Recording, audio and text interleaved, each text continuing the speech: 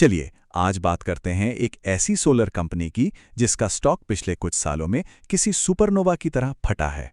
ये कंपनी है वारी रिन्यूएबल टेक्नोलॉजीज। आखिर ऐसा क्या खास है इसमें, आइए पता लगाते हैं। 1182% से भी ज़्यादा नहीं, ये कोई टाइपो नहीं है।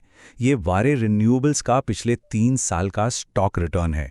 अब सवाल ये है कि आखिर कोई कंपनी इतनी तेज़ी से कैसे बढ़ सकती है।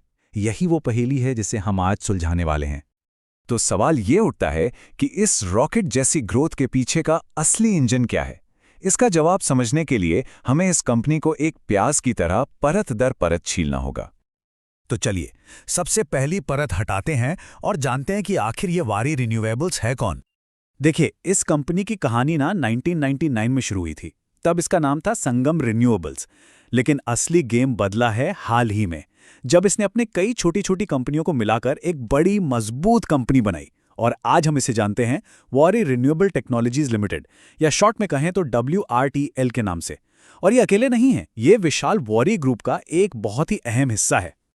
अब WRTL की असली ताकत आती कहां से है? वो आती है इसकी पेरेंट कंपनी वारे ग्रुप से।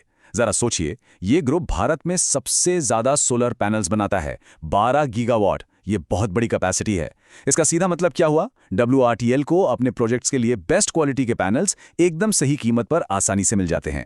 तो एक तरह से WRTL इस पूरे ग्रुप का वो चेहरा है जो असल में सोलर प्रोजेक्ट्स को जमीन पर उतारता है। ठीक है, तो ये तो समझ आ गया कि कंपनी कौन है। अब अगला सवाल, ये पैसा कैसे कमाती है? इनका बिजनेस मॉडल आखिर है क्या?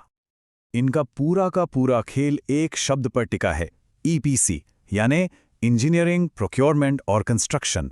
अगर आसान भाषा में समझाऊं तो ये एक वन स्टॉप शॉप जैसा है। मान लीजिए किसी को एक सोलर प्लांट लगवाना है तो उसे अलग अलग लोगों के पास जाने की जरूरत नहीं। ये कंपनी सब कुछ संभाल लेती है, एकदम डिजाइन बनाने से लेकर प्लांट को चालू करने तक की पूरी जिम्मेदारी इनकी। और ये प्रोसेस काम कैसे करता है? 3 आसान स्टेप्स में। पहला, प्रोजेक्ट का पूरा डिजाइन तैयार करना और उसके लिए पैसे मतलब फाइनेंसिंग का इंतजाम करना। दूसरा, जो भी जरूरी सामान है उसे खरीदना और फिर सोलर फार्म को बनाना। और तीसरा, जब प्रोजेक्ट पूरा हो जाए तो उसे चलाना और उसकी देखभाल करना ताकि बिजली बनती रहे। और ये EPC मॉडल इनके लिए कितना जरूरी है, आप इसी बात से अंदाजा लगा लीजिए कि कंपनी की लगभग सारी की सारी कमाई, पूरे 98%, सिर्फ और सिर्फ इसी एक बिजनेस से आती है। बाकी सब तो बस नाम के लिए है। मतलब ये एकदम साफ है कि EPC ही इनके बिजनेस की रीढ़ की हड्डी है। चलिए अब आते हैं सबसे मजेदार हिस्से पर। वो नंबर्स, वो आंकड़े जो इस कंपनी की जबरदस्त ग्रोथ की कहानी खुद बयान करते हैं। जरा इनके रेवेन्यू पर एक नजर डालिए। FY23 में 352 करोड़, अगले ही साल ये बढ़कर हो गया 880 करोड़, और FY25 तक तो सीधा 1600 करोड़ की भी पार। ये कोई मामूली ग्रोथ नहीं है, ये तो एक जबरदस्त छलांग है। कंपनी हर साल अपना रेवेन्यू लगभग डबल कर रही है। और ऐसा बिल्कुल नहीं है कि ये रफ्तार अब धीमी पड़ रही हो। अरे ये तो और तेज हो गई है। जरा इस साल की पहली तिमाही के नतीजे देखिए। रेवेन्यू में 155% का उछाल और मुनाफे में तो 200% से भी ज्यादा। ये आंकड़े तो मानो चीख चीख कर कह रहे हैं कि कंपनी का बेस्ट टाइम तो अभी चल रहा है। और ये सारे प्रोजेक्ट्स बन किसके लिए रहे हैं? जरा क्लाइंट्स के नाम देखिए।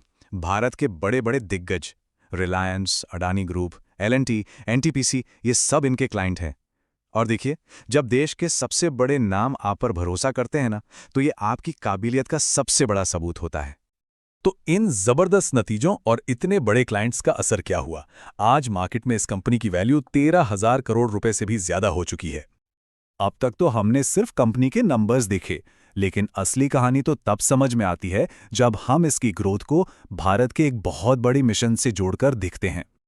कंपनी का भविष्य कैसा रहने वाला है, इसका सबसे अच्छा अंदाजा इनकी ऑर्डर बुक से लगता है। ये वो प्रोजेक्ट्स हैं जो कंपनी को मिल तो चुके हैं, पर उन पर अभी काम होना बाकी है। देखिए, FY23 तक इनके पास 817 मेगावाट के ऑर्डर थे, और आज ये आंकड़ा लगभग 4 गुना बढ़कर 3100 मेगावाट से भी ज्यादा हो चुका है।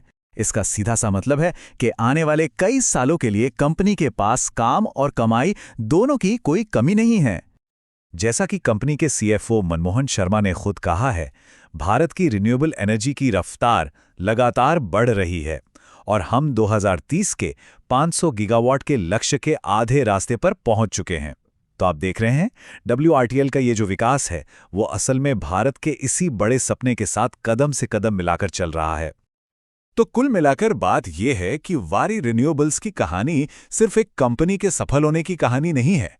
ये तो भारत के एनर्जी ट्रांसफॉर्मेशन की कहानी का एक बहुत ही जरूरी हिस्सा है और ये कंपनी इस कहानी में एक लीडिंग रोल निभाने के लिए पूरी तरह से तैयार दिख रही है। तो आखिर में एक सवाल बचता है, जैसे जैसे भारत अपने 500 गीगावाट के विशाल लक्ष्य की तरफ दौड़ रहा है, वारे रिन्यूएबल्स जैसे इन सोलर टाइटन्स के लिए ग्रोथ की असली सीमा क्या हो सकती है? या फिर क्या इसकी कोई सीमा है भी?